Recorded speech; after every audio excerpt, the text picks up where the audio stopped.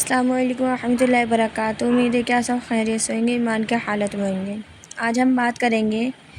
پاک دامن اور حیا دار لڑکی کے بارے میں۔ تو حیا کے بارے میں آیا ہے کہ قرآن مجید میں خود حیا کے بارے میں واقعہ آیا ہے، جس سے ہر مسلمان لڑکی اور عورت اور لڑکے انہیں یہ سبق ملتا ہے کہ وہ کسی بھی حالت میں ہوں یا اپنے گھر سے کسی بھی حالت میں نکلیں تو اس واقعے کو یاد رکھیں کہ حیا کے ساتھ گھر سے باہر نکلیں اور حیا میں ہی رہیں، اور یہ خاص کر لڑکیوں کے لیے ہیں، عورتوں کے لیے ہیں۔ تو حضرت موسیٰ علیہ السلام ایک عظیم پیغمبر تھے اور بہت اچھے پیغمبر تھے۔ تو ان سے اللہ رب العزت نے خود بات کری ہے، اور ان کے بارے میں واقعہ اس طریقے سے پیش آیا کہ موسیٰ علیہ السلام ایک مرتبہ سفر میں تھے، گرمی کا موسم تھا اور پاؤں ننگے تھے، سفر کی تھکاوٹ اور پیدل چل چل کر پاؤں میں چھالے پڑ چکے تھے۔ تو انہوں نے سوچا کہ آرام کرنے کے لیے ایک درخت کے سائے میں بیٹھ جاؤں۔ تو وہ ایک درخت کے سائے میں بیٹھ گئے۔ تو وہ تھوڑی دیر بعد دیکھتے ہیں کہ کچھ فاصلے پر ایک کنواں ہے، وہاں سے کچھ نوجوان اپنی بکریوں کو پانی پلا رہے ہیں، اور ان سے کچھ فاصلے پر ہی دیکھتے ہیں کہ با حیا جو حیا کرتی ہیں وہ دو لڑکیاں ان سب سے الگ کھڑی ہیں۔ تو یہ دیکھ کر وہ حیران ہو گئے کہ یہ دونوں جنگل میں کس کا انتظار کر رہی ہیں، کیوں اکیلے کھڑی ہیں۔ تو حضرت موسیٰ علیہ السلام انہیں دیکھ کر ان کے پاس تشریف لے گئے اور ان دونوں لڑکیوں سے اس کے بارے میں پوچھا۔ تو ان دونوں لڑکیوں سے پتہ چلا کہ ان کا نہ تو کوئی بھائی ہے اور ان کے والد صاحب بھی بہت زیادہ بزرگ ہیں جس سے چلا پھرا نہیں جاتا۔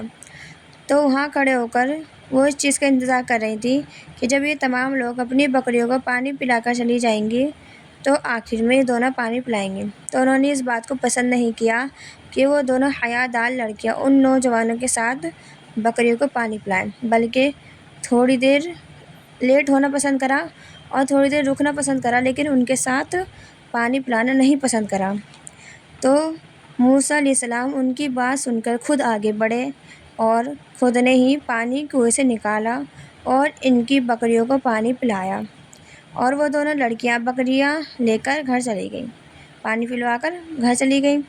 تو ان کے ابا جان نے ان دیکھ کر حیران ہو گئے کہ یہ تو اتنی لیٹ آتی ہیں، آج اتنی جلدی کیسے آ گئیں۔ تو ان کے والد صاحب نے ان سے پوچھا، تو انہوں نے پورا واقعہ بتایا، اور ان دونوں نے یہ بھی بتایا کہ موسیٰ علیہ السلام نے ان کی ہیلپ کی ہے۔ تو ان دونوں لڑکیوں کو ان کے ابا جان بھی خود پیغمبر تھے،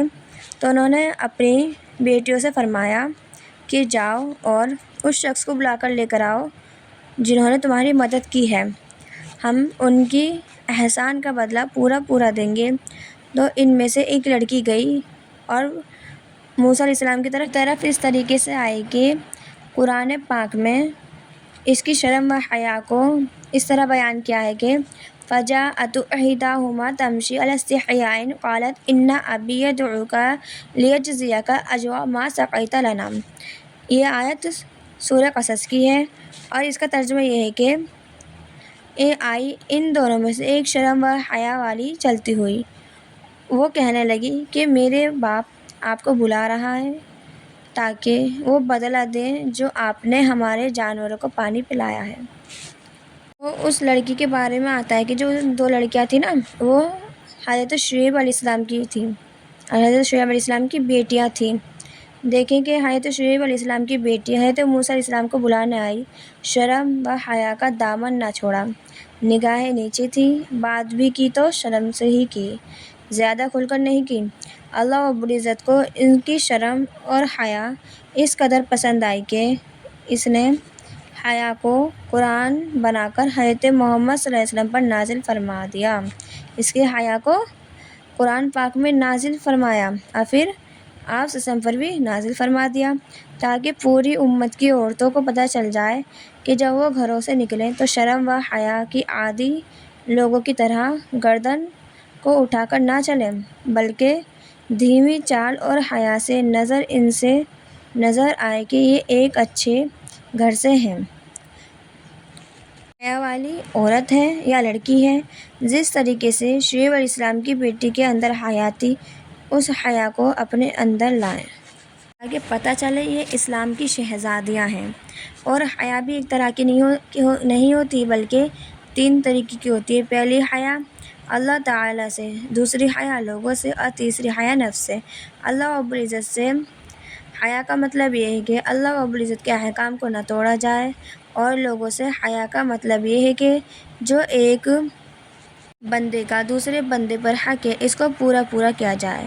اور جو اپنے لیے برا سمجھے اس کو بھی دوسرے کے لیے برا سمجھے، اور جو اپنے لیے بہتر جانے اس کو بھی دوسرے کے لیے بہتر جانے۔